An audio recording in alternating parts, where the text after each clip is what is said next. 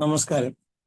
IFBHന്റെ 1958 ദിന വെബിനാർ ഇവിടെ ആരംഭിക്കുകയാണ്.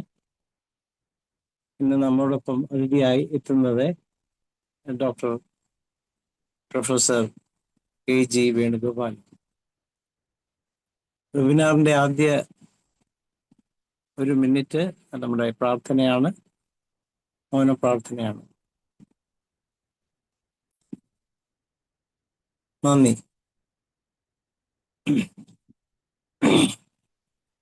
IFBH ഇടതടവില്ലാതെ നടത്തി വരുന്ന വെബിനാറിന്റെ 1958 ദിനത്തിൽ ഇന്ന് നമ്മോടൊപ്പം അതിഥിയായി എത്തുന്നത് പ്രൊഫസർ ഡോക്ടർ KG വേണുഗോപാലാണ്. അദ്ദേഹം MD കഴിഞ്ഞു. ശാരദാകൃഷ്ണ ഹോമിയോപ്പതിക് മെഡിക്കൽ കോളേജിൽ ഹോമിയോപ്പതി ഫാർമസിയിൽ വർക്ക് ചെയ്യുന്നു. 40 വർഷത്തിലധികം ചികിത്സാ പരിചയങ്ങൾ ഉണ്ട്. ആതുരാശ്രമം ഹോമിയോപ്പതിക് മെഡിക്കൽ കോളേജിൽ നിന്ന് DHMS-ഉം അത് കഴിഞ്ഞ് ട്രിവാൻഡ്രം ഗവൺമെന്റ് ഹോമിയോപ്പതിക് മെഡിക്കൽ കോളേജിൽ നിന്ന് BHMS-ഉം പിന്നീട് കുലശേഖരത്ത് ജോയിൻ ചെയ്തതിന് ശേഷം MD-യും കരസ്ഥമാക്കി. ഹോമിയോപ്പതിക്ക് വേണ്ടി ഒത്തിരി സംഭാവനകൾ നൽകിയിട്ടുള്ള ഒരു വ്യക്തിത്വമാണ് ഡോക്ടർ KG വേണുഗോപാൽ. അദ്ദേഹം എൻ്റെ ക്ലാസ്മേറ്റ് ആണ്, ഞങ്ങൾ സഹപ്രവർത്തകരാണ്.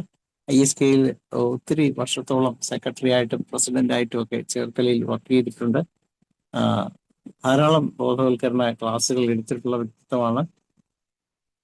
കഴിഞ്ഞ മാസം അദ്ദേഹം നമുക്കൊരു സെഷൻ ചെയ്തിരുന്നു, ഡോസ് നിർണയവും നിർമ്മാണം, സാങ്കേതികതയും ശാസ്ത്രീയതയും ഹോമിയോപ്പതിയിൽ എന്ന വിഷയത്തിൽ. ഈ വിഷയത്തിന്റെ 2ാം ഭാഗമാണ് ഇന്ന് ഈ വേദിക്കയിൽ അദ്ദേഹം പ്രസന്റ് ചെയ്യുന്നത്. ഈ ഒരു പ്രസന്റേഷന് വേണ്ടി പ്രൊഫസർ ഡോക്ടർ KG വേണുഗോപാലിനെ സ്വാഗതം ചെയ്യുന്നു. ഹലോ, കേൾക്കാം. കേൾക്കാൻ ശരി. കേൾക്കാം. എല്ലാവർക്കും എൻ്റെ നമസ്കാരം.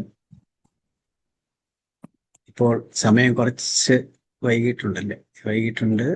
ഇപ്പോൾ ആക്ച്വലി ഡോസിനെ കുറിച്ചുള്ള പോസോളജിയെ കുറിച്ചുള്ള ഈ ടോപ്പിക്ക് നമ്മൾ കഴിഞ്ഞ പ്രാവശ്യം അതിൻ്റെ വളരെ വിശാലമായൊരു ടോപ്പിക്കാണ്. ശരിക്കും പറഞ്ഞാൽ നമ്മളൊരു 3-4 ക്ലാസ് കൊണ്ടുപോലും തീരാത്തത്ര വിശാലമായൊരു ടോപ്പിക്കാണ് നമ്മൾ വിശദമായിട്ട് ഡിസ്കസ് ചെയ്യുവാണെങ്കിൽ. അപ്പം അതുകൊണ്ട് ഇതിൻ്റെ 2ാമത്തെ സെക്ഷനാണ്.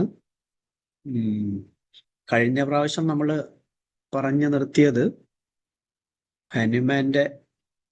ഹനുമാന്റെ സമയത്തുള്ള പൊട്ടൻഡൈസേഷൻ ഹനുമാന്റെ സമയത്തുള്ള പോസോളജിയെ കുറിച്ചാണ് കൂടുതൽ സംസാരിച്ചത്. നമ്മൾ ഏകദേശം വിശദമായിട്ട് ആ ഒരു വിഷയം ചർച്ച ചെയ്തു. അതായത് ഹനുമാൻ ഉപയോഗിച്ചിരുന്ന പൊട്ടൻസി മിക്കവാറും 30th പൊട്ടൻസി വരെ ഹനുമാൻ ഉപയോഗിച്ചിരുന്നുള്ളൂ. അത് കഴിഞ്ഞിട്ട് വളരെ കുറച്ച് സമയത്ത് അദ്ദേഹം 100-200 വരെ ഉപയോഗിച്ചിട്ടുണ്ട്. അദ്ദേഹത്തിന്റെ ശിഷ്യന്മാരുടെ സ്വാധീനം കൊണ്ടുമൊക്കെയാണെന്നാണ് നമ്മൾ അന്ന് ഡിസ്കസ് ചെയ്തത്. അപ്പൊ അതില് ഞാനന്ന് പ്രത്യേകം എടുത്തു പറഞ്ഞത്, ഹനുമാൻ എപ്പോഴും പറഞ്ഞിരുന്നു there is a limitation for matter എന്ന് പറഞ്ഞാണ് അന്നത്തെ കാലത്തെ ഒരു യുക്തിവാദി സംഘടനയുടെയൊക്കെ പ്രവർത്തിച്ചിരുന്ന ഒരു വ്യക്തിയോടെയായിരുന്നു ഹനുമാൻ എന്ന് വേണേൽ പറയാം. അപ്പൊ ഒരിക്കലും ഈ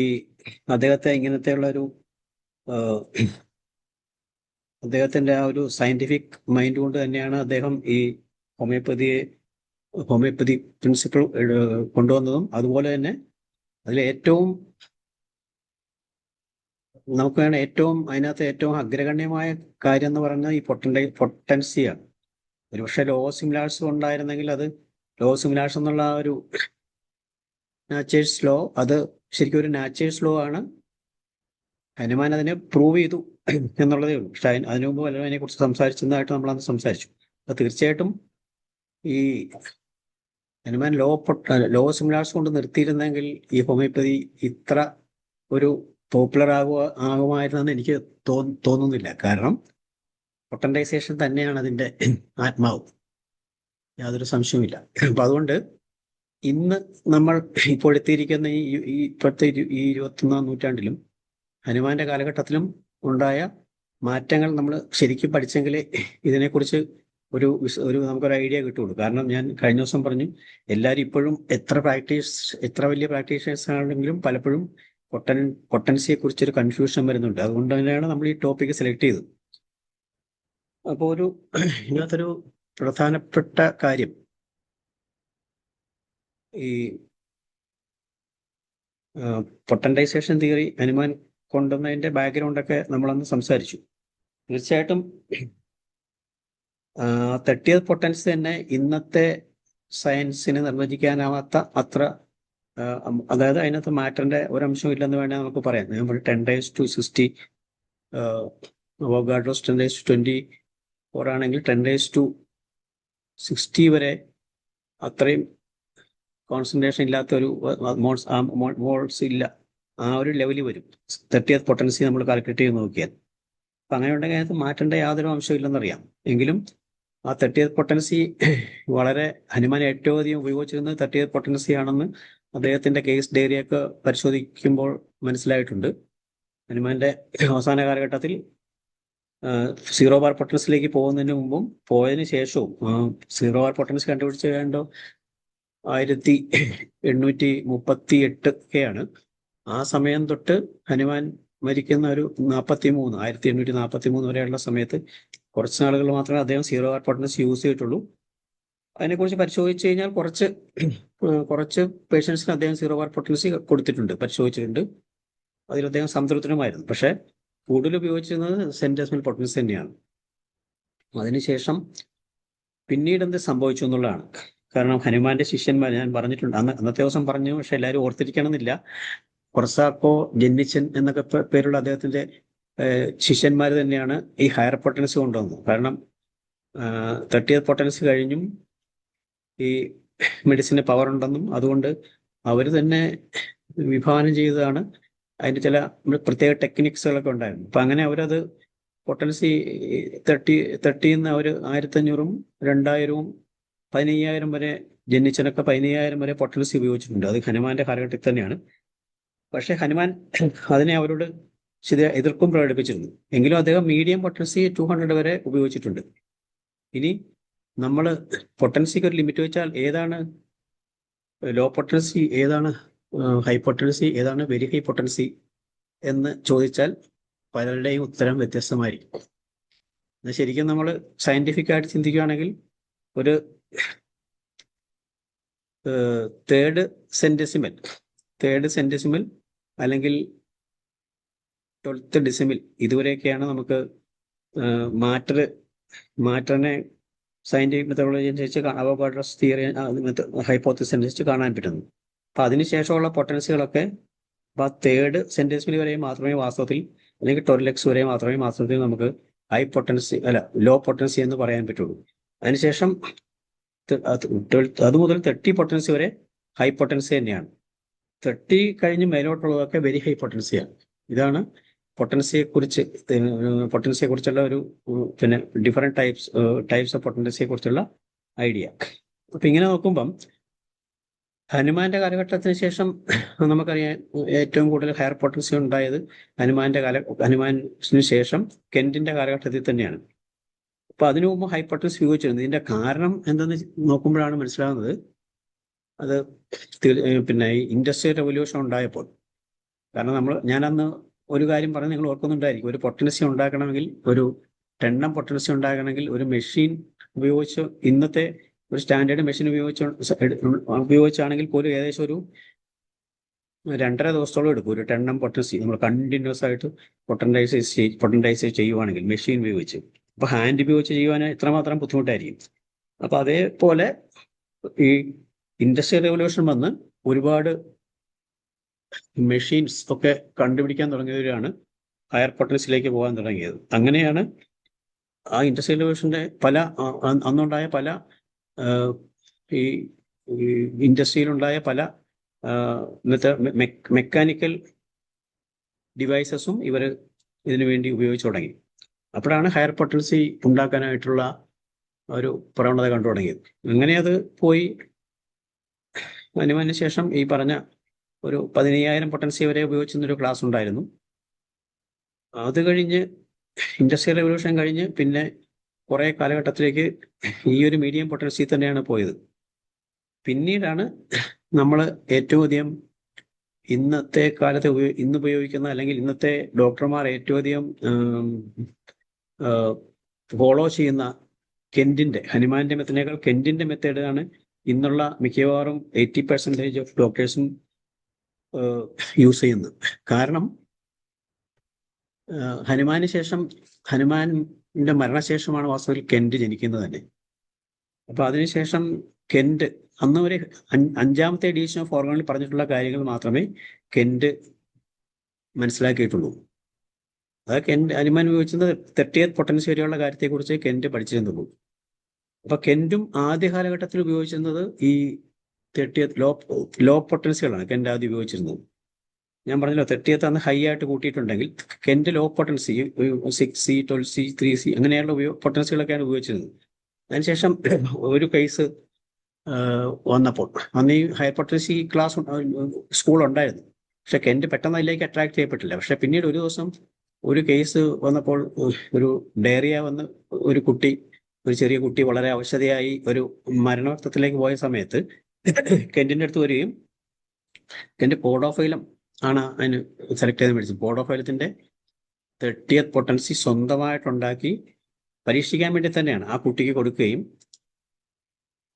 കെന്റ് തന്നെ അല്പം ഉള്ളതായിക്കൊണ്ട് അടുത്ത ദിവസം തന്നെ ആ കുട്ടിക്ക് പിറ്റേ ദിവസം രാവിലെ തന്നെ കുട്ടി നോർമലാവുകയും ചെയ്തു. അപ്പോഴാണ് ഹയർ പൊട്ടൻസി, അതായത് 30th പൊട്ടൻസിയെ കെന്റ് ഹയർ പൊട്ടൻസി ആയിട്ട് തന്നെയാണ് പരിഗണിച്ചിരുന്നത്. അപ്പൊ ഹയർ പൊട്ടൻസിയുടെ ഒരു ശക്തിയെക്കുറിച്ച് കെന്റ് മനസ്സിലാക്കിയത്. അതിനുശേഷം കെന്റ് പിന്നീട് അങ്ങോട്ട് വളരെ വേഗത്തിൽ തന്നെയാണ് പൊട്ടൻസികൾ ഉപയോഗിക്കാൻ തുടങ്ങിയത്. കാരണം 30th തുടങ്ങി നമുക്കറിയാം 10M 50M CM അങ്ങനെ എല്ലാ ഹയർ പൊട്ടൻസികളും പിന്നീട് കൊണ്ടുവന്നത് കെന്റ് തന്നെയാണ്. ഈ ഒരു ഹനുമാന്റെ ശേഷം ഉണ്ടായ അടുത്ത 6th എഡിഷൻ പുറത്തു വരുന്നതിന് മുമ്പ് തന്നെ, ഹനുമാൻ തന്നെ എഴുതിയതാണെങ്കിലും അത് പുറത്തു വരുന്നതിന് മുമ്പ് തന്നെ കെന്റ് മരിച്ചു പോവുകയും ചെയ്തു. അപ്പോൾ 6th എഡിഷനിലാണ് ഹനുമാൻ പിന്നെ ഒരു റെവല്യൂഷൻ കൊണ്ടുവന്നത്. അത് നമുക്ക് എല്ലാവർക്കും അറിയാം, 0 ബാർ പൊട്ടൻസി കൊണ്ടുവന്നത്. കാരണം ഹനുമാന് ഈ 30th പൊട്ടൻസി ഉപയോഗിക്കുക. അതിനുശേഷം ചില കേസുകളിൽ അദ്ദേഹം 100 200 എന്നുള്ള പൊട്ടൻസികളൊക്കെ ഉപയോഗിച്ചിട്ടുണ്ടെങ്കിലും അപ്പൊ അദ്ദേഹത്തിന് മനസ്സിലായി ഹയർ പൊട്ടൻസിയും സാധ്യതകളുണ്ട്, പക്ഷെ ദർ ഇസ് എ ലിമിറ്റ്. അതുകൊണ്ടാണ് അദ്ദേഹം കുറച്ചുകൂടെ സയന്റിഫിക് ആയിട്ട് ചിന്തിച്ച് 0 ബാർ പൊട്ടൻസി കൊണ്ടുവരുന്നത്. അതിന്റെ ആ ഒരു 6th എഡിഷനിൽ ഹനുമാൻ പറഞ്ഞിട്ടുണ്ട്, ഇത് പൊട്ടൻറ്റൈസേഷൻ ഇനി വേറൊരു പൊട്ടൻസി നമുക്ക് ആവശ്യമില്ല, ഇതിലൂടെ എല്ലാം പെർഫെക്റ്റ് മെത്തേഡ് എന്ന് തന്നെയാണ് അതിന് പറയുന്നത്. അങ്ങനെ ഒരു 0 ബാർ പൊട്ടൻസി കൊണ്ടുവന്നു. ആ വിവരം പക്ഷെ വളരെ കുറച്ച് പേരെ അറിഞ്ഞിട്ടുള്ളൂ. അത് നമുക്കറിയാം 6th എഡിഷൻ പബ്ലിഷ് ചെയ്ത് തന്നെ 1921 അപ്പൊ ഇതിനിടയ്ക്ക് ഈ പ്രഗത്ഭരായ പല ഡോക്ടർമാരും ഉണ്ടായത് ഈ സമയത്താണ്. കെന്റ് തുടങ്ങി പല പ്രഗത്ഭരായ ഡോക്ടർമാരും ഉണ്ടാകിയത് ഈ സമയത്താണ്. അവരൊക്കെ മിക്കവാറും അതിനകത്തൊരു 50% പേരും ഹയർ പൊട്ടൻസി യൂസേഴ്സ് ആയിരുന്നു. അപ്പൊ അതിൽ നിന്ന് കെന്റാണ് അതിനകത്ത് ഏറ്റവും അധികം സ്വാധീനിക്കപ്പെട്ടത്. കാരണം നമുക്കറിയാം കെന്റ് അവിടുത്തെ അമേരിക്കയിലെ ഒരു വളരെ പ്രശസ്തനായ ഡോക്ടറായിരുന്നു. അദ്ദേഹത്തിന് ധാരാളം ശിഷ്യന്മാരുണ്ടായിരുന്നു. ഒരു വർഷം ഏകദേശം 50,000 കേസുകൾ വരെ ഫിലാഡൽഫിയയിലെ ഹോമിയോ മെഡിക്കൽ കോളേജിൽ അവർ നോക്കിയിരുന്നു. അപ്പൊ തീർച്ചയായിട്ടും വളരെ വളരെ വളരെ അനുഭവ സമ്പത്തുള്ള ഒരു വ്യക്തിയാണ് കെന്റ്. അപ്പൊ കെന്റ് അദ്ദേഹത്തിന്റെ ഒരു ഏകദേശം ഒരു പകുതി, അതൊരു 30 വർഷം പ്രാക്ടീസ് ചെയ്യണമെങ്കിൽ ഒരു 15 വർഷത്തോളം അദ്ദേഹം ഹയർ പൊട്ടൻസിയാണ് ഉപയോഗിച്ചത്. അപ്പൊ നമ്മളെ കെന്റിന്റെ പൊട്ടൻസിയാണ് പിന്നെ വിശദമായി പഠിക്കേണ്ടത്. കാരണം ഏറ്റവും അധികം സ്വാധീനിക്കപ്പെട്ട പൊട്ടൻസി ഹയർ പൊട്ടൻസിയാണ്. അപ്പൊ അവിടെ കെന്റിയൻ സ്കൂൾ വന്നു. അപ്പൊ ഹനുമാന്റെ ഒരു ഇതിൽ നിന്ന് കെന്റിയൻ സ്കൂൾ എന്ന് പറയുമ്പോൾ ഹയർ പൊട്ടൻസി സ്കൂളായി. അപ്പൊ കെന്റ് പ്രാക്ടീസ് ചെയ്തിരുന്ന കാലഘട്ടം കെന്റ് മരിക്കുന്നു. അതിനുശേഷം ഈ വീണ്ടും 0 ബാർ പൊട്ടൻസിയെ കുറിച്ച് ഡോക്ടർമാർ അറിയാൻ തുടങ്ങിയത് 1920 ശേഷമാണ്. 20 ശേഷം എന്ന് പറഞ്ഞാൽ അതിനുശേഷം അത് പബ്ലിക്കായത് 1953 പിയറി സ്മിത്ത് എന്ന് പറഞ്ഞ ഒരാള് ഈ 50 മില്ലിയൻ പൊട്ടൻസി എന്നതിനെ നാമകരണം ചെയ്ത് പോലും ഈ പിയറി സ്മിത്ത് ആണ് പാരീസിൽ ഫ്രാൻസിൽ വെച്ചിട്ട് ഇതിനെക്കുറിച്ച് ഹനുമാൻ ക്ലിനിക്സിൽ ആദ്യമായിട്ടൊരു ആർട്ടിക്കിൾ പബ്ലിഷ് ചെയ്യുന്നത്. അതിനുശേഷമാണ് 0 ബാർ പൊട്ടൻസി അറിയപ്പെടുന്നത്. അതുകൊണ്ട് ഈ പൊട്ടൻസി ആൾക്കാർ അധികം യൂസ് ചെയ്തിട്ടില്ല. നമുക്ക് തന്നെ അറിയാം, കേരളത്തിലാണെങ്കിൽ ഈ ഡോക്ടർ പട്ടേൽ, RP പട്ടേൽ സാറൊക്കെ വന്നപ്പോഴാണ് സീറോ ബാർ പൊട്ടൻസിയുടെ ഉപയോഗം കൂടുതലായിട്ട് നമ്മളെല്ലാവരും അറിഞ്ഞതും. പിന്നെ അതിനുശേഷം കുറേ പേർ അത് ഉപയോഗിക്കാൻ തുടങ്ങി. അങ്ങനെ ഒരു ഈ പൊട്ടൻസിയുടെ കാര്യത്തിലുണ്ടായ ആ ഒരു വിഭിന്ന അഭിപ്രായങ്ങളും ഒക്കെ ഒന്ന് സമന്വയിച്ച് പരിശോധിക്കേണ്ട ആവശ്യമാണ്. അതാണ് ഇന്നത്തെ സംഭവം. ഞാൻ അതിനുവേണ്ടി ഒരു പവർ പോയിന്റ് ഉണ്ട്, ഇംഗ്ലീഷിലാണ്. അത് വേണമെങ്കിൽ ഷെയർ ചെയ്യാം, കാരണം നമ്മൾ അക്കാഡമിക് സെക്ഷന് വേണ്ടി ചെയ്തതാണ്. മലയാളത്തിലാക്കാൻ പറ്റില്ല. അത് വേണമെങ്കിൽ ഷെയർ ചെയ്യാം. അതിനകത്ത് ഇതിനെക്കുറിച്ച് കുറച്ച് വിശദമായിട്ട് കാര്യങ്ങൾ പറയുന്നുണ്ട്. വേണമെങ്കിൽ അത് ഷെയർ ചെയ്യാം. ഇപ്പൊ വന്നിട്ടുണ്ടല്ലോ സാറേ. ശരി ശരി, ഓക്കെ ഓക്കെ.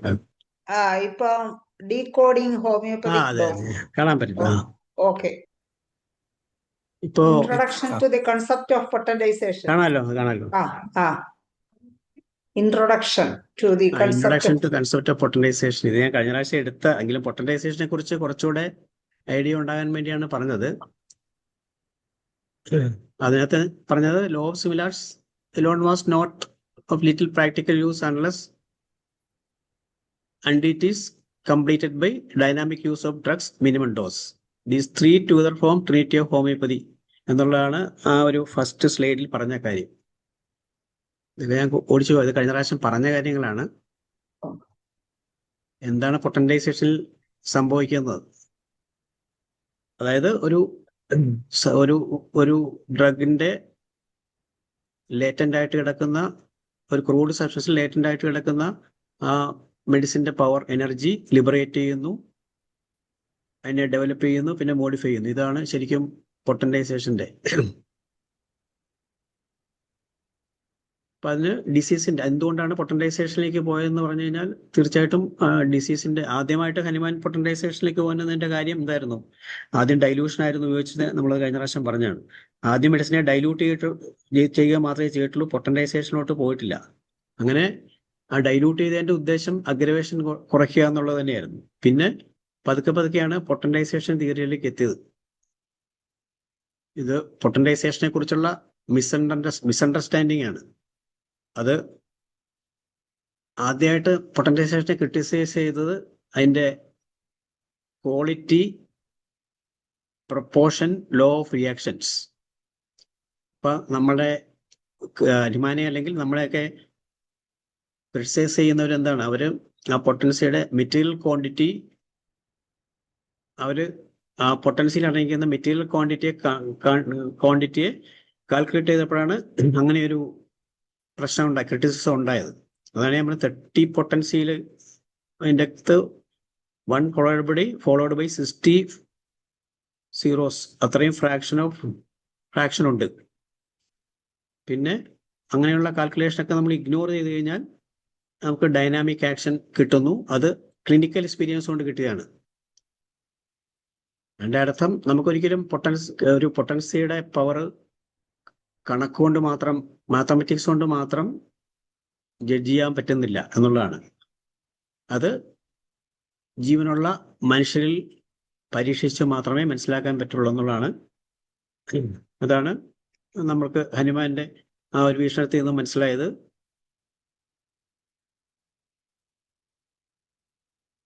മൂന്ന് ദിവസം കൊണ്ട് ആഴ്സനിക് ആൽബ് 30 കൊടുത്ത് ഒരു കേസ് ക്യൂർ ആയെങ്കിൽ തീർച്ചയായിട്ടും ആ മെഡിസിന്റെ ആക്ഷൻ കൊണ്ട് മാത്രമാണ്, അല്ലാതെ അത് അതിനകത്ത് ആഴ്സനിക് ആൽബിന്റെ മെറ്റീരിയൽ ക്വാണ്ടിറ്റി ഉള്ളതുകൊണ്ടല്ല എന്നുള്ളതാണ് ഈ പരീക്ഷണത്തിന്റെ ഇതെല്ലാം പരീക്ഷണ നിരീക്ഷണങ്ങളിലൂടെ മനസ്സിലാക്കിയ കാര്യങ്ങളാണ്.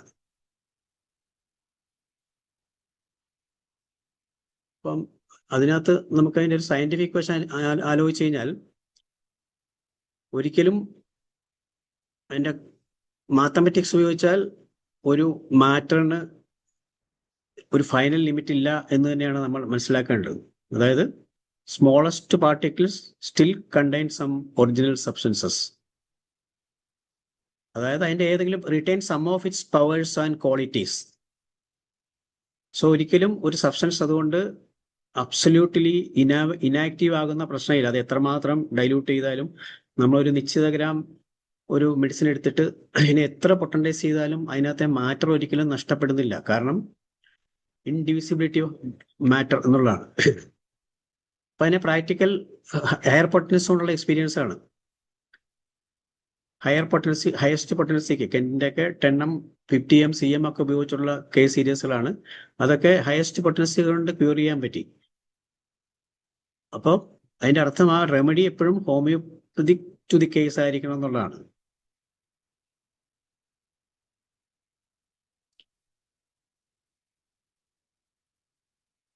പൊട്ടൻറ്റൈസേഷന്റെ ഡെഫിനിഷൻ ആണ്. According to Hahnemann, homoeopathic dynamizations are process by which medicinal properties lying latent in crude substances are aroused and liberated. So they then act in an almost spiritual manner on life force, on sensible and irritable fibers. ഇത് അടുത്തൊരു definition ആണ്, നമ്മൾക്ക് പഠിച്ച Stuart ക്ലോസിന്റെ definition ആണ് പൊട്ടൻറ്റൈസേഷനെ കുറിച്ച്.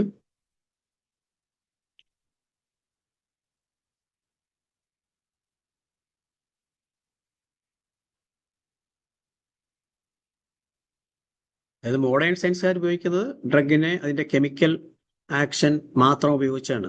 Chemical affinity of the drug ആണ് അവർ use ചെയ്യുന്നത്, material dose ആണ്. അപ്പൊ reducing the dose weakens chemical reaction എന്നുള്ളതാണ് മോഡേൺ സയൻസിന്റെ തിയറി. അത് തന്നെയാണ് നമ്മൾ ഉപയോഗിക്കുന്നത്. അതെന്തുകൊണ്ടെന്ന് വെച്ചാൽ അവര് ഡ്രഗ്സ് എല്ലാം ഉപയോഗിച്ചിരുന്ന അതിന്റെ വെയിറ്റ്, ആളിന്റെ വെയിറ്റ് അനുസരിച്ച്, അല്ലെങ്കിൽ ഡിസീസിന്റെ ഇതനുസരിച്ച്, അല്ലെങ്കിൽ ആളിന്റെ പ്രകൃതി അനുസരിച്ചൊക്കെയാണ് അവര് മരുന്നിന്റെ ഡോസ് നിശ്ചയിച്ചിരുന്നത്.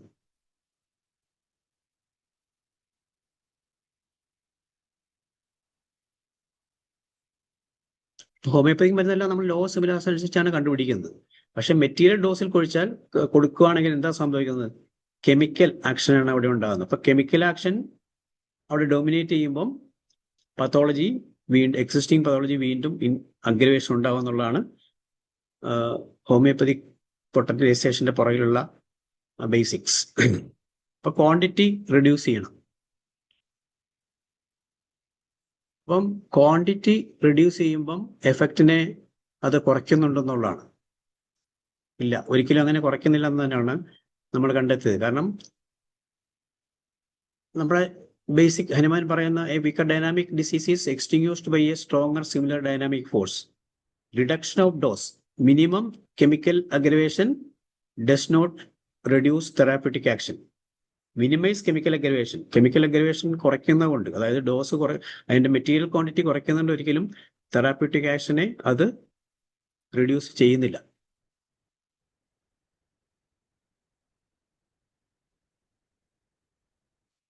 അപ്പം ആ ഡ്രഗ് നമ്മുടെ ഹോമിയോപ്പതിക് മെഡിസിനകത്ത് കെമിക്കൽസ് ഒന്നും തന്നെ ഇല്ലെങ്കിലും അത് ആ ഡ്രഗ് ആക്ട് ചെയ്യുന്നു. അപ്പൊ അവിടെ കെമിക്കൽ ലെവലിൽ നിന്ന് മാറി അത് ഡൈനാമിക് ലെവലിലോട്ടാണ് മാറിയിരിക്കുന്നത്. ഇതിനെയാണ് നമ്മൾ മൈന്യൂട്ട് ഡോസ് എന്ന് പറയുന്നത്. അങ്ങനെയാണ് നമ്മൾ മിനിമം ഡോസ് എന്നുള്ള കൺസെപ്റ്റിൽ എത്തിയത്. അപ്പം പോസോളജിയുടെ ബേസിക് പ്രിൻസിപ്പിൾ എന്ന് പറയുന്നത് guidelines, similimum, single remedy and minimum dose and repetition, minimum repetition, that also is there. അപ്പൊ ആദ്യം നമ്മൾ എന്താണ് ഡൈനാമിക് ആക്ഷൻ എന്ന് പഠിക്കുക. എല്ലാവരും പറയും ഡൈനാമിക് ആക്ഷൻ. എന്താണ് ഡൈനാമിക് ആക്ഷൻ? ഇപ്പൊ ഡൈനാമിക് ആക്ഷൻ എന്ന് പറയുന്നത് ഉദ്ദേശിക്കുന്നത് action without visible material connection. രണ്ട് വസ്തുക്കൾ തമ്മിൽ ഒരു മാഗ്നറ്റിന്റെ രണ്ട് മാഗ്നറ്റ് തമ്മിൽ അട്രാക്ട് ചെയ്യുന്നത്, അത് തമ്മിലുള്ള വിസിബിൾ കണക്ഷൻ ഇല്ലാതെ തന്നെ അത് അട്രാക്ട് ചെയ്യും. അത് എനർജിയാണ്, അവിടെ മാഗ്നറ്റിക് എനർജിയാണ് വർക്ക് ചെയ്യുന്നത്. അത് നമുക്ക് എല്ലാവർക്കും അറിയാം. അപ്പം അതൊരു ഇൻവിസിബിൾ ആണ്, കൺസെപ്ച്വലാണ്, നോൺ മെറ്റീരിയൽ ആണ്. ആ മാഗ്നറ്റിക് എനർജി എന്ന് പറഞ്ഞാൽ നമുക്ക് എല്ലാവർക്കും അത് കാണാൻ പറ്റില്ല. കൺസെപ്ച്വൽ ആണ്, പക്ഷെ നോൺ മെറ്റീരിയൽ ആണ്. പക്ഷെ അത് അവിടെ വർക്കൗട്ട് ചെയ്യുന്നു. അതിനുവേണ്ടി ഹനുമാൻ ഒരുപാട് എക്സാമ്പിൾസ് പറയുന്നുണ്ട്.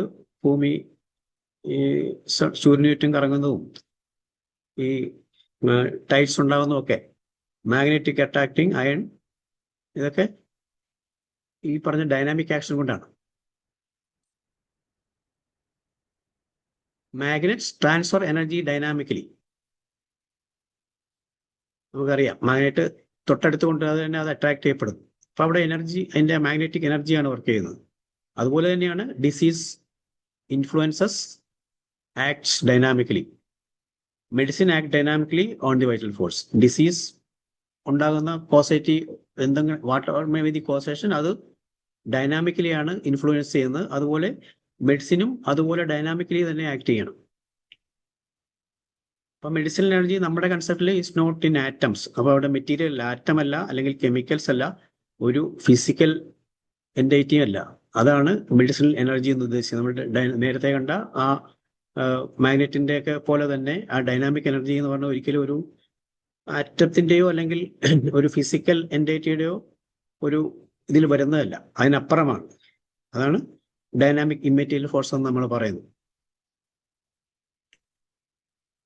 ഇപ്പൊ ഹനുമാൻ ഒരിക്കലും 1813 എഴുതിയ dynamic derangement of vital force എന്നുള്ള ഈ ഡൈനാമിക് എന്നുള്ള വേർഡ് ആദ്യമായിട്ട് ഉപയോഗിക്കുന്നത് 1813. മെറ്റീരിയൽ, അതിൻ്റെ അകത്തെ മെറ്റീരിയൽ റെഡ്യൂസ് ചെയ്യും തോറും അതിന്റെ ഡൈനാമിക് തെറാപ്യൂട്ടിക് ക്വാളിറ്റി ഇൻക്രീസ് ചെയ്യുന്നു. നമ്മുടെ ഡൈലൂഷൻ ട്രൈസലേഷൻ കൊണ്ട് അത് തന്നെയാണ് സംഭവിക്കുന്നത്. നമുക്കറിയാം, വളരെയധികം ടോക്സിക് ആയ സബ്സ്റ്റൻസ് നോൺ ടോക്സിക് ആയി മാറുന്നതും, അപ്പോൾ അതിന്റെ മെഡിസിനൽ പവർ നമ്മൾ കണ്ട സ്നേക്ക് വീനംസ്, ആഴ്സനിക്, എല്ലാ വിഷം ഉള്ള സാധനങ്ങളും അതിന്റെ തെറാപ്യൂട്ടിക് പവർ ഡെവലപ്പ് ചെയ്യണമെങ്കിൽ തീർച്ചയായിട്ടും അതിനെ നമ്മൾ പൊട്ടൻറ്റൈസേഷൻ ചെയ്യണം. അതുപോലെ ഒരു നോർമൽ കണ്ടീഷനിൽ ഒരു ആക്ഷനും ഇല്ലാത്ത പല വസ്തുക്കളും നമുക്ക് സൈലീഷ്യ, ലേക്കോപോഡിയം, കാർബോ വെജിറ്റബിൾസ്, ഇതൊക്കെ ട്രൈച്ചറേഷൻ കൊണ്ട് അതിൻ്റെ അകത്തെ medicinal power, trituration can unveil dormant medicinal power എന്നാണ് പറയുന്നത്. ഇതാണ് ഡൈനാമൈസേഷൻ തിയറിയുടെ രണ്ടറ്റം. ഒന്ന്, വളരെ അധികം വിഷാംശമുള്ള വസ്തുക്കളെ ഡീടോക്സിഫൈ ചെയ്യാനും, അതുപോലെ നോർമൽ ഫിസിക്കൽ ലെവലിൽ ഒരു ആക്ഷനും ഇല്ലാത്ത വസ്തുക്കളെ മെഡിസിനൽ പവർ, അതിന്റെ മെഡിസിനൽ പവർ ഇൻക്രീസ് ചെയ്യാനും നമ്മൾക്ക് ഈ ഡൈനാമൈസേഷൻ തിയറിയാണ് ഹെൽപ്പ് ചെയ്യുന്നത്.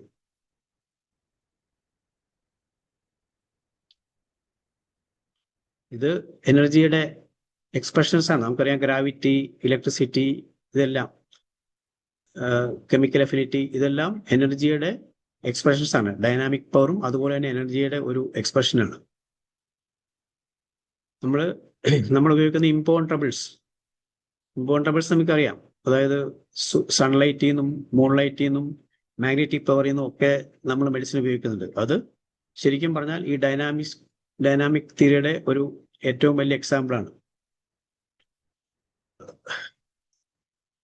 നമുക്കിപ്പോഴും ഒരു മിസ്റ്റീരിയസ് ആയിട്ടുള്ളത് അതിൻ്റെ മോഡ് ഓഫ് ആക്ഷൻ ആണ്. നമുക്ക് എല്ലാവർക്കും അറിയാം എഫക്റ്റ് ഉണ്ടെന്ന്, പക്ഷെ അതിന്റെ മോഡ് ഓഫ് ആക്ഷൻ ഇപ്പോഴും വളരെ മിസ്റ്റീരിയസ് ആയിട്ടാണ് ഇരിക്കുന്നത്.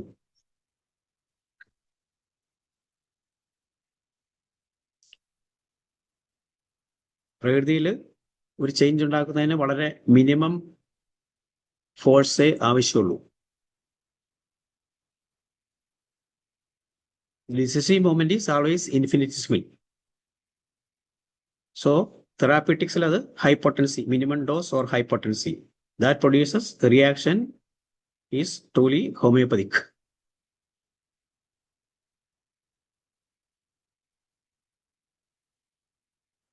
പൊട്ടൻറ്റൈസേഷൻ എന്താന്ന് പറയുകയാണെങ്കിൽ ഒരിക്കലും അത് ഡൈലൂഷൻ അല്ല. അതാണ് പലപ്പോഴും നമ്മളെല്ലാവരും പല ലിറ്ററേച്ചർ പോലും എഴുതി വെക്കുന്നുണ്ട് ഡൈലൂഷൻ. പൊട്ടൻറ്റൈസേഷൻ ഒരിക്കലും ഡൈലൂഷൻ അല്ല, അത് ഡൈലൂഷൻ പ്ലസ് ഫ്രിക്ഷൻ.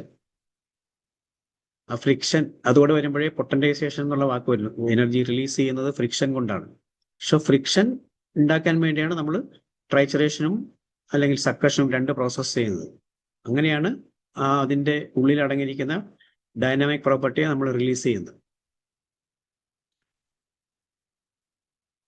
ഇപ്പൊ ഡിഫറൻറ്റ് സ്കെയിൽസ് നമ്മൾ ഉപയോഗിക്കുന്ന ഡിഫറൻറ്റ് സ്കെയിൽസ്, ഒന്ന് സെന്റിസിമൽ, ഡെസിമൽ ആൻഡ് 50 മില്ലിസിമൽ സ്കെയിൽസ് ആണ്.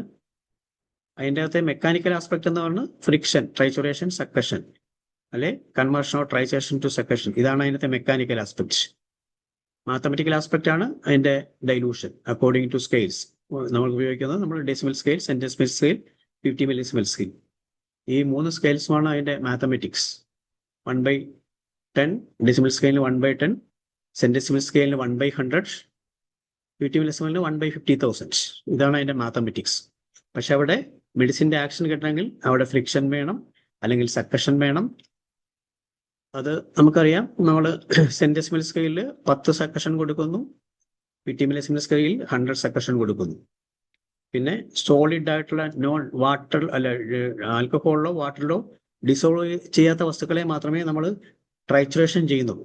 ട്രൈച്ചുറേഷൻ പ്രോസസ് അത് വന്നിട്ട് വളരെ ലിമിറ്റഡ് ആണ്. ഒരു ഏകദേശം 6x വരെ ട്രൈച്ചുറേറ്റ് ചെയ്ത് കഴിഞ്ഞാൽ പിന്നെ എല്ലാ വസ്തുക്കളും, അതായത് കെമിസ്ട്രിയുടെ ബേസിസ് വെച്ച് ഡിസോൾവ് ചെയ്യുന്നില്ലെന്ന് പറയപ്പെടുന്ന പല വസ്തുക്കളും 6s പൊട്ടൻസി കഴിഞ്ഞാൽ അത് ഡിസോൾവ് ചെയ്യുന്നു. ഇതൊരു അത്ഭുതകരമായ ഒരു മാറ്റമാണ്.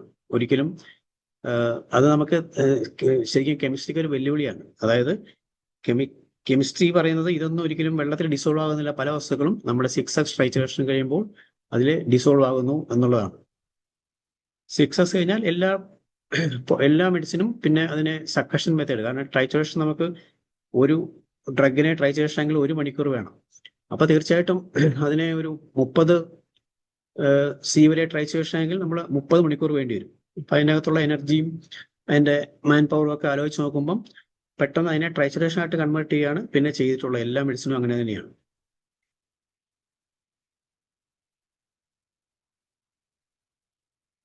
അപ്പൊ ഡൈലൂഷൻ എന്ന് പറയുമ്പോൾ അവിടെ സംഭവിക്കുന്നത് വെറും അതിന്റെ ഫിസിക്കൽ പ്രോപ്പർട്ടി കുറയുന്നേ ഉള്ളൂ, അല്ലാതെ അവിടെ അതിന്റെ ഡൈനാമിക് പ്രോപ്പർട്ടിക്ക് ഒരു വ്യത്യാസം വരുന്നില്ല. അപ്പൊ കളറ് നമ്മൾ ഒരു പൊട്ടാസ്യം പെർമാംഗനേറ്റ് സൊല്യൂഷൻ ഇച്ചിരി വെള്ളം ഒഴിച്ചു കഴിഞ്ഞാൽ അതിന്റെ കളറ് മാറുന്നു, അല്ലെങ്കിൽ പഞ്ചസാര ഉപ്പ് ഇട്ടിട്ട് അതിനകത്ത് വെള്ളം ഒഴിച്ചാൽ അതിന്റെ ടേസ്റ്റ് മാറുന്നു.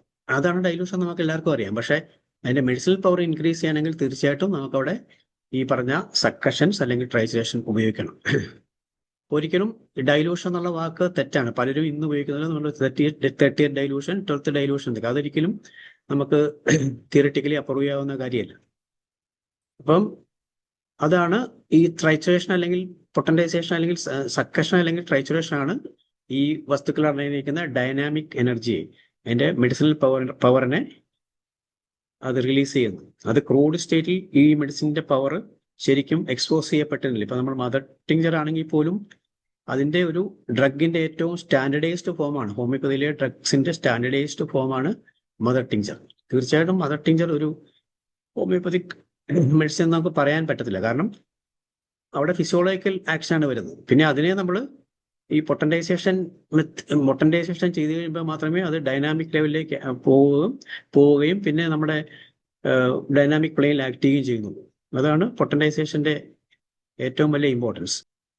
ലോ ഓഫ് സിമിലാർസ് ഞാൻ പറഞ്ഞില്ലേ, പൊട്ടൻറ്റൈസേഷൻ ഇല്ലെങ്കിൽ ലോ ഓഫ് സിമിലാർസ് യൂസ്ലെസ് ആണ്. കാരണം ഹനുമാൻ ലോ പൊട്ടൻറ്റൈസേഷൻ തിയറി അല്ലെങ്കിൽ ലോ ഓഫ് സിമിലാർസ് വെച്ച് മാത്രം നിർത്തിയിരുന്നെങ്കിൽ ഹോമിയോപ്പതി ഒരിക്കലും പിന്നീട് അറിയപ്പെടുമായിരുന്നില്ല. കാരണം ഈ ലോ ഓഫ് സിമിലാർസ് പലരും ഉപയോഗിക്കുന്ന എല്ലാ ആയുർവേദത്തിലും ഒക്കെ ഉണ്ട് അതിന്റെ ഒരു ഭാഗം. അപ്പൊ തീർച്ചയായിട്ടും ആ പൊട്ടൻറ്റൈസേഷൻ ആണ് ഹോമിയോപ്പതിയുടെ ഹൈലൈറ്റ്സ്.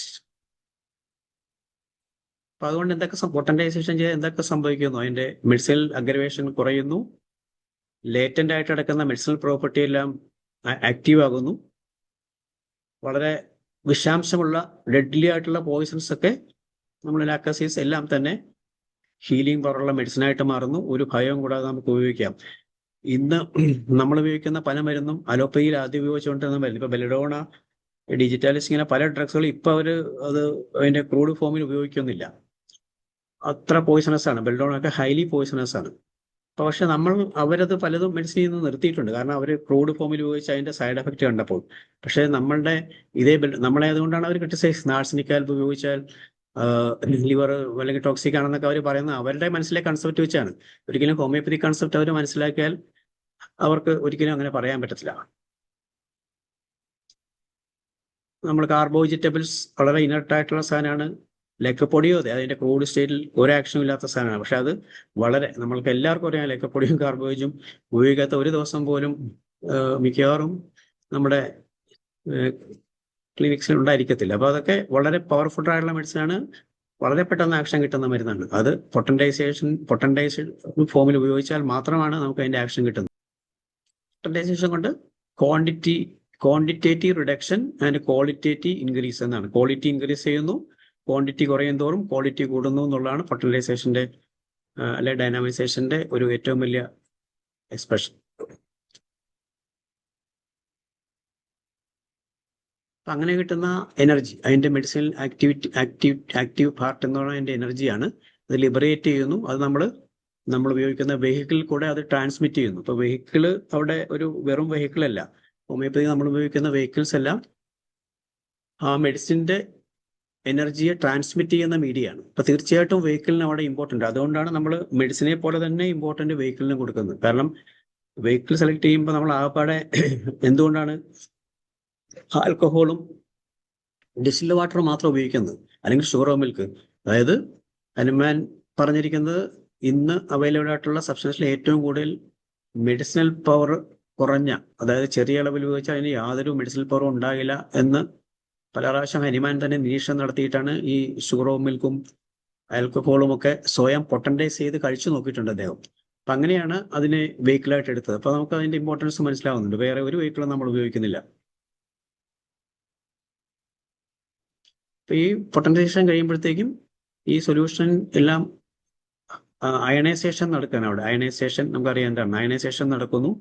ഇപ്പോൾ ഡൈലൂഷൻ കൂടുന്തോറും അയണൈസേഷൻ കൂടുന്നു. അതിൻ്റെ തെറാപ്യൂട്ടിക് ആക്ടിവിറ്റി, അതിൻ്റെ ക്യൂറേറ്റീവ് പ്രോപ്പർട്ടി കൂടുന്നു. അതാണ് ഹോമിയോപ്പതിക് കൺസെപ്റ്റ്. പിന്നെ പൊട്ടൻഡൈസേഷനുള്ള ലിമിറ്റേഷൻ എന്താണ് എന്ന് നമ്മൾ പരിശോധിച്ചാൽ, ഇപ്പോൾ ഉപയോഗിക്കുന്ന ഒരു സ്റ്റാൻഡേർഡ് ക്വാളിറ്റി ഉള്ള ഇൻസ്ട്രുമെന്റ്സ് കൊണ്ട് നമുക്ക് പൊട്ടൻസി ഒരിക്കലും ഇവാലുവേറ്റ് ചെയ്യാൻ പറ്റുന്നില്ല. ഇപ്പോൾ ഉപയോഗിക്കുന്ന കറണ്ട് ടെക്നിക്സ് നമുക്കറിയാം. നാനോ ടെക്നോളജി ഒക്കെ എല്ലാവരും പറയുന്നുണ്ടെങ്കിലും നാനോ പാർട്ടിക്കിൾസ് എന്ന് പറയുമ്പോൾ അതിൻ്റെ ഒരു 10⁻⁻8 വരെയൊക്കെ വരുന്നുണ്ട്. നമ്മൾ പറഞ്ഞ അവഗോഡ്രോസിൽ തന്നെ 10⁻23 വരുന്നുണ്ട്. 30 പൊട്ടൻസി 10⁻60 വരുന്നുണ്ട്. അപ്പോൾ നമുക്കറിയാം നാനോ എന്ന് പറയുന്നത് അതിൻ്റെ ഒരു ചെറിയ ഒരു മോളിക്യൂളിൻ്റെ ഏറ്റവും ഒരു കാണാവുന്ന ഏറ്റവും ഇന്നത്തെ ടെക്നിക്സ് ഉപയോഗിച്ച് നമ്മുടെ മെഡിസിനിൽ ഉണ്ടെന്ന് കണ്ടുപിടിച്ചിട്ടുള്ള ഏറ്റവും ചെറിയ കണങ്ങളാണ് നാനോ കണങ്ങൾ. അതിനപ്പുറവും നമ്മുടെ മെഡിസിൻ വർക്കൗട്ട് ചെയ്യുന്നു എന്നുള്ളതാണ് നമ്മൾ അഭിമാനപൂർവ്വം പറയേണ്ടത്. അപ്പോൾ ഹയർ പൊട്ടൻസിലേക്ക് പോയാൽ ഒരിക്കലും നമുക്ക് ഇത് കണ്ടെത്താൻ പറ്റത്തില്ല.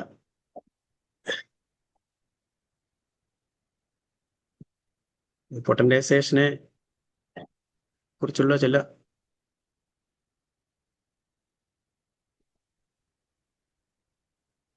minimum quantity of medicine produces maximum therapeutic effects.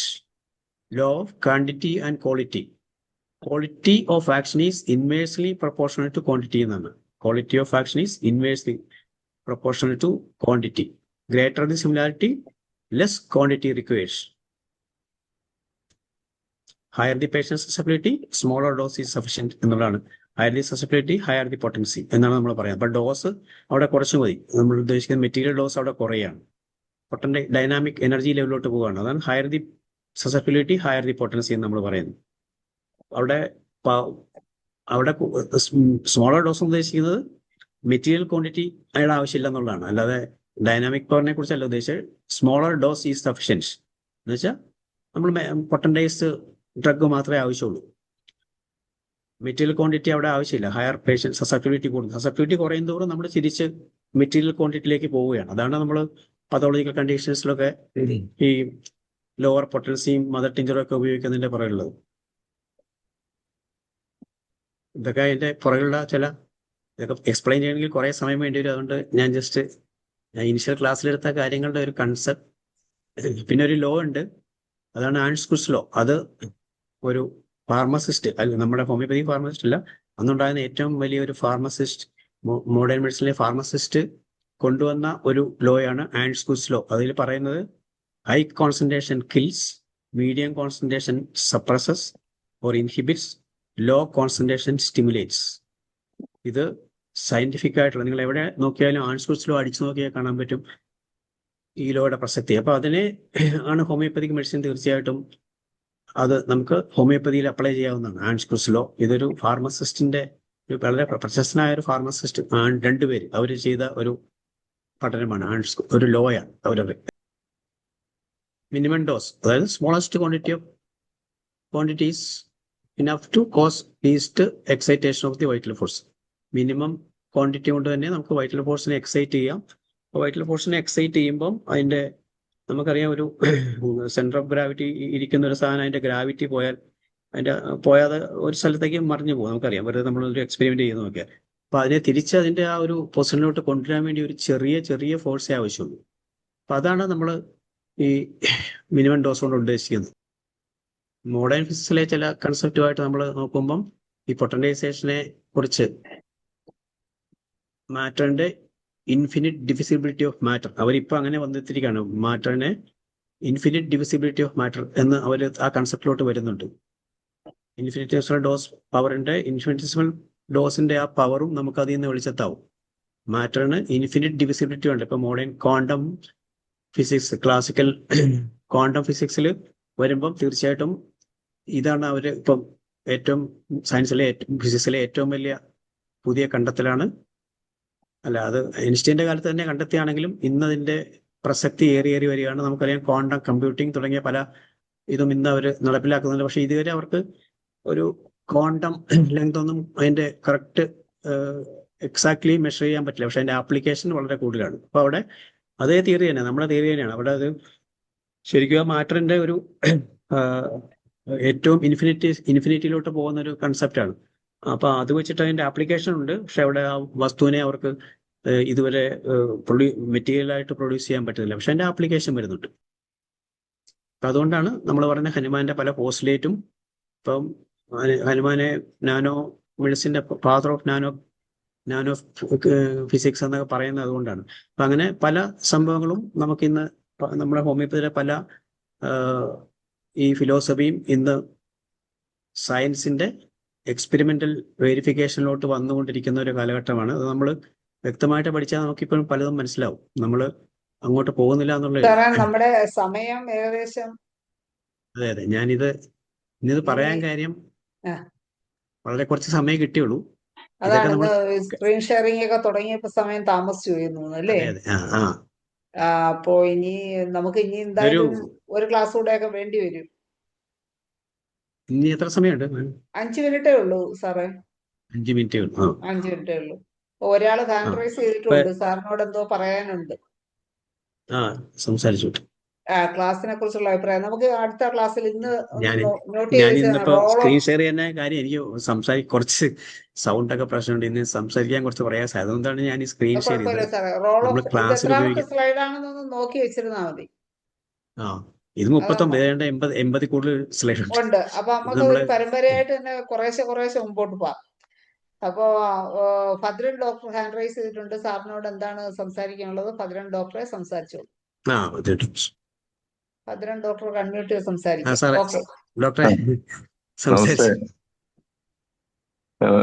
സുഹൃത്ത്, എനിക്ക് ഒരു സംശയമുള്ളതെന്ന് വെച്ചാല്, എന്റെ സുഹൃത്ത് ഈ ഇടയ്ക്ക് ഒരു പ്രസ്ഥാനം നടത്തിയെന്ന് വെച്ചാല്, ഈ ഹോമിയോപ്പതിക് മാർട്ടിഞ്ചേഴ്സ് ആയുർവേദ മെഡിസിനെ പോലെ അല്ലെങ്കിൽ അലോപ്പതി മെഡിസിൻ പോലെ അതുപോലെ മെറ്റീരിയൽ ആക്ഷൻ മാത്രമേ ഉള്ളൂ.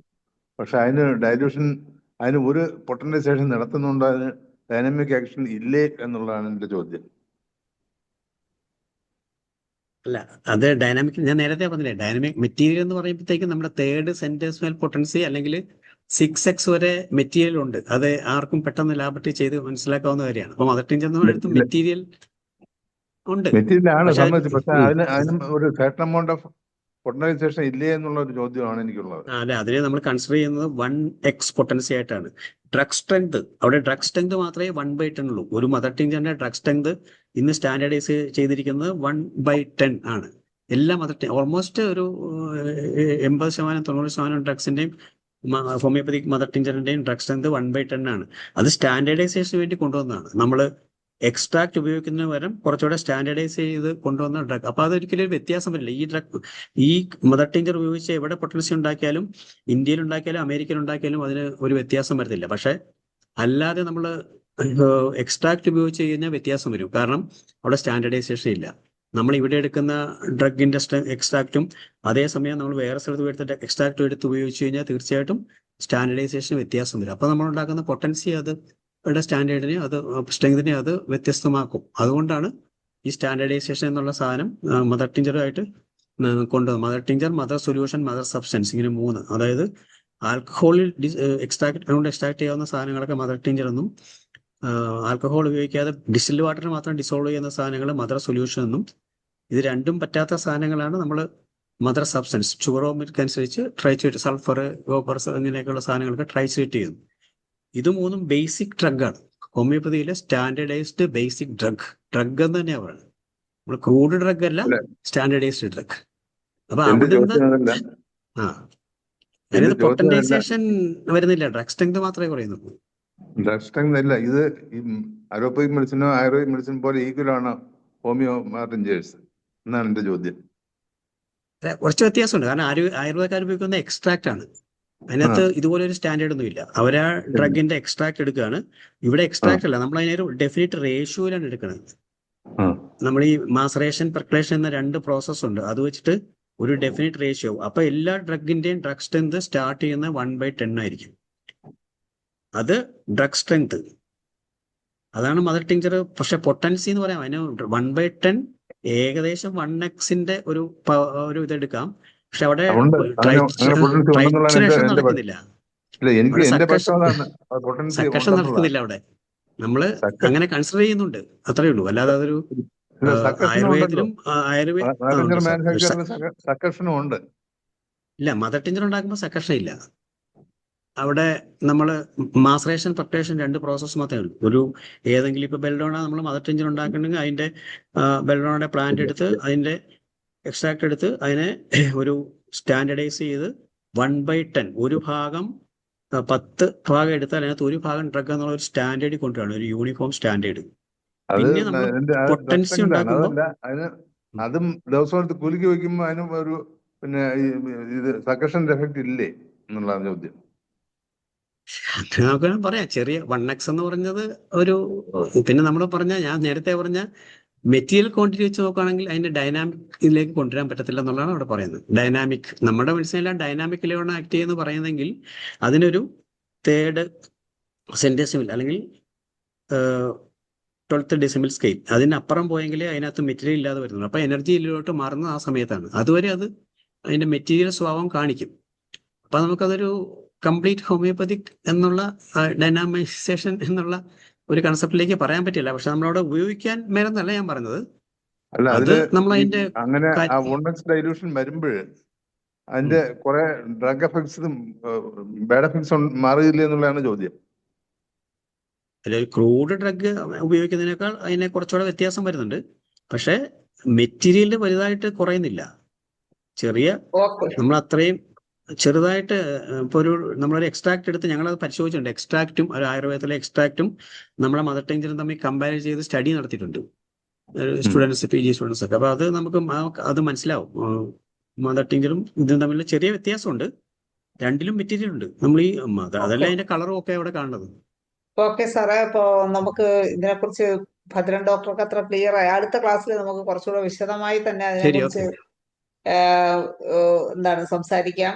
ഭദ്രൻ ഡോക്ടർ, വേണുഗോപാൽ ഡോക്ടർക്കുള്ള നന്ദി കൂടി നമ്മൾ വൈൻഡപ്പ് ചെയ്യാനുള്ള സമയം കഴിഞ്ഞ് 2 മിനിറ്റ് അധികമായി. ഭദ്രൻ ഡോക്ടർ ദയവായി വേണുഗോപാൽ ഡോക്ടർക്കുള്ള നന്ദി കൂടി രേഖപ്പെടുത്തി നമുക്ക് വൈൻഡപ്പ് ചെയ്യാം. നമസ്തേ.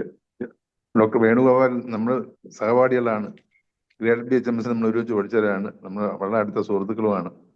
അപ്പോൾ പിന്നെ അന്നുമുള്ള സൗഹൃദം ഇന്നും മുറിയാതെ ഉണ്ട്. അപ്പോൾ അത് ഇന്നത്തെ പ്രസന്റേഷൻ വളരെ നന്നായിരുന്നു. അത് എല്ലാവർക്കും ദഹിക്കുമോ എന്നുള്ള എനിക്ക് സംശയമുണ്ട്. ഞാൻ ചോദിച്ചത് തന്നെ ചിലപ്പോൾ ദഹിക്കാത്ത ചോദ്യമായിരിക്കും. എന്തൊക്കെയായാലും ശരി, അത് നമുക്ക് ഒരു പുനർവിചിന്തനത്തിനോ അല്ലെങ്കിൽ നമുക്ക് നമ്മളെ ഒരു സെൽഫായിട്ട് വെയ് ചെയ്യാൻ തന്നെ ആയിട്ട് ഉപയോഗിക്കുക എന്നുള്ള ഒരു ക്ലാസ് ആണെന്നുള്ള അതിന് തർക്കമില്ല. ഏതായാലും നമുക്ക് ഇതിന്റെ കണ്ടിന്യൂഷൻ ഇനി ക്ലാസ്സുകൾ ഉണ്ടാകുമെന്ന് പ്രതീക്ഷിക്കാം. അപ്പോൾ നമുക്ക് കുറച്ചുകൂടെ കാര്യമായിട്ട് ഡിബേറ്റ് ഉണ്ടാക്കാമെന്നുള്ള തോന്നുന്നു. ഏതായാലും ഇന്നത്തെ ഈ നല്ല പ്രസന്റേഷൻ നടത്തിയ ഡോക്ടർ KG വേണുഗോപാലിന് IFPHന്റെ പേരിലും ഇന്ന് പങ്കെടുത്ത എല്ലാവരുടെയും പേരിലും എൻ്റെ പേരിലുള്ള അഗൈതമായ നന്ദിയും കടപ്പാടും രേഖപ്പെടുത്തിക്കൊള്ളുന്നു. വീണ്ടും ഇത്തരം ക്ലാസ്സുകൾ പ്രസന്റ് ചെയ്യാനായിട്ടുള്ള ഭാഗ്യം ഉണ്ടാകുമെന്ന് പ്രതീക്ഷിക്കുന്നു. നന്ദി, നമസ്കാരം. ഓക്കെ, ഭദ്രൻ ഡോക്ടർക്ക് പ്രത്യേകം നന്ദി അറിയിക്കുന്നു. കേട്ടിരുന്ന എല്ലാവർക്കും ഞാനിത് പറഞ്ഞല്ലോ, ഇത് ഡൈനാമൈസേഷൻ എന്നുള്ള കൺസെപ്റ്റ് നമ്മളൊന്ന് മനസ്സിലാക്കാൻ വേണ്ടി കൊണ്ടുവന്നതാണ്. ശരിക്കും ഞാൻ കഴിഞ്ഞ പ്രാവശ്യം അത് എൻ്റെർലി ഞാൻ കഴിഞ്ഞ ക്ലാസ് ഒക്കെ നേരിട്ട് സംസാരിക്കായിരുന്നു. അതുപോലെ ചെയ്യാം. പക്ഷെ ഇന്ന് ഞാൻ ഒന്നുകൂടെ ഈ കൺസെപ്റ്റിലേക്ക് കൊണ്ടുവരാൻ വേണ്ടി അതിന്റെ ബേസിക് സയൻസ് എന്താണ്, ഇന്ന് ഒരുപാട് ക്രിറ്റിസിസം ഒക്കെ വരുന്നതുകൊണ്ട് നമ്മളൊക്കെ അറ്റ്ലീസ്റ്റ് അതിന്റെ ഒരു ബേസിക് മനസ്സിലാക്കിയാൽ നമുക്ക് ആരുടെങ്കിലും ഉത്തരം പറയാം. അതുകൊണ്ടാണ് അതിന് ഓക്കെ. അപ്പൊ ഈ സാർ പൂർണ്ണമായിട്ടും എന്തായാലും ഭദ്രൻ ഡോക്ടറുടെ ചോദ്യത്തിന് വ്യക്തമായ ഒരു ക്ലാരിറ്റി അടുത്ത ക്ലാസ്സിൽ തീർച്ചയായിട്ടും സാർ തരുമെന്നുള്ള പ്രതീക്ഷയോടുകൂടി നല്ലൊരു ക്ലാസ് എടുത്ത സാറിന് എല്ലാവിധ ആശംസകളും രേഖപ്പെടുത്തിക്കൊണ്ട് ഇന്നത്തെ മലയാളം സെഷൻ ഇവിടെ വൈൻഡപ്പ് ചെയ്യുകയാണ്. ഇന്നത്തെ മലയാളം സെഷനിൽ പങ്കെടുത്ത എല്ലാവർക്കും നന്ദിയും ശുഭരാത്രിയും നേർന്നുകൊണ്ട് ഇന്നത്തെ സെഷൻ ഇവിടെ അവസാനിപ്പിക്കുന്നു. നാളെ ഇതേ സമയം കാണും വരെ ബൈ.